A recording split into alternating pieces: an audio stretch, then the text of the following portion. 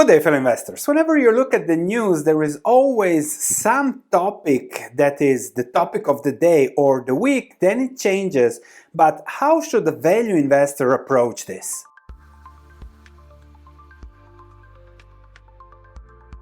The Fed might cut rates and that will push stocks higher. The stock market was up 2%, Nasdaq 2.7%, everything great on this specific day. Then if you go and look at the actual news here, just one Fed governor said that he'd support rate cuts in the event aggressive tariffs hurt the jobs market. Guess what? That's the Fed's mandate. Jobs and prices. So of course they would do that. That's a given. Then we have all these discussions about Fed interest rates. This is the dot plot. This is what the Fed projects. This is what the market projects. So a little bit higher rates over the next 2 years, but okay, standard going forward. This perhaps gives a better picture how the market expectations are for a bit higher rates going forward. Okay. However, the expectations are always pretty linear, but reality is pretty unlinear. And let's look at the same interest rate dot plot from 4 years ago, so June 30, 2021. And then the predictions were that interest rates, yes, in the long term will get to 250, but 2023 will be 1% and then only in the long run a little bit higher. If I look at reality, were the projections. 2023, in 2021, the projection was for interest rates to be below 1. If I look at 2023, the person that went into a coma and woke up 2 years later had 5.5%. which are far from the below 1 expected. Therefore, when it comes to interest rates, it is simply unpredictable. Nobody can predict interest rates tomorrow, 6 months ahead, 1, 2, 3, 5 years. Impossible. Similarly, something that's even harder to predict because it depends on Trump are tariffs. And I have listened to many conference calls over the last month, 2 months, tariffs this, but all the businesses will navigate whatever you give them. So some will have small advantages here, but circumnavigating the world.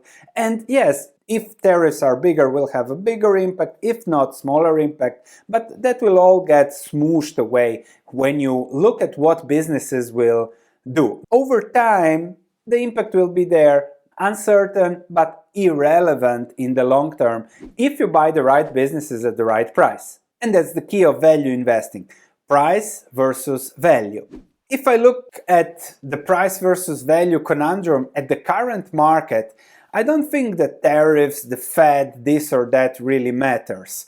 The key is that over the last 150 years, just a few years you had the S&P 500 more expensive than now, and that was during the dot-com bubble, and that's about it in history. So you are paying now twice as much for the historical average on stocks, which means that your long-term returns will likely be half than the historical average. 10% for stocks, okay, 5% going forward because of the high current price.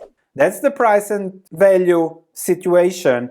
And then as a value investor, you don't look at the news, you look at, can I find better? I have discussed one idea that you can start building a portfolio position in calmly, 4.5% yield compared to the 1.54 for the S&P 500. P ratio is lower, food necessity. So it gives you value, margin of safety, things like that for a long-term path, even in an uncertain way. That's value investing. You look at what you get for what you pay.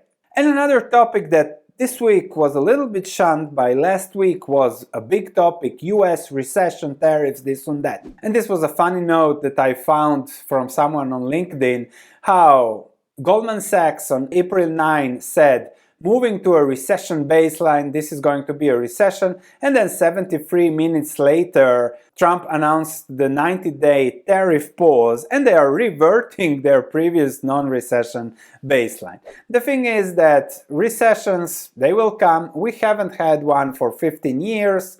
Can we predict a recession? My prediction is yes, a recession will arrive. When? I have no idea. A recession will come, maybe sooner, maybe later, irrelevant, hard to predict. When a recession comes, stocks will adjust because the market is generally inclined to think in the short term.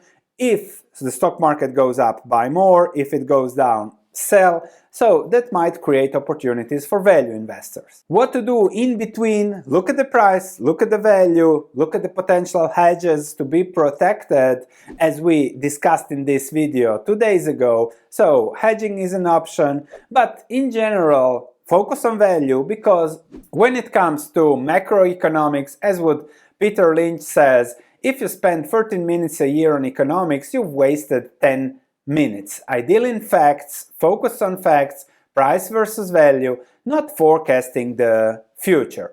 But then you would say, Sven, why do you make macro videos? Well, I know many of you love it, and this is YouTube, this is a views game, so somebody comes here for that, then he looks at my stock analysis videos, valuations, price to value, and maybe they go to my research platform for the in-depth portfolio solutions. And that is why I make all kinds of videos on YouTube. That's a given. But when it comes to my long-term prediction, we have certainly macro risks. Inflation, they're going to print more because that is the easiest solution to all problems. When problems arise, I just told you a recession will come. Don't know when, but it will come. However, when that comes, life goes on and business goes on.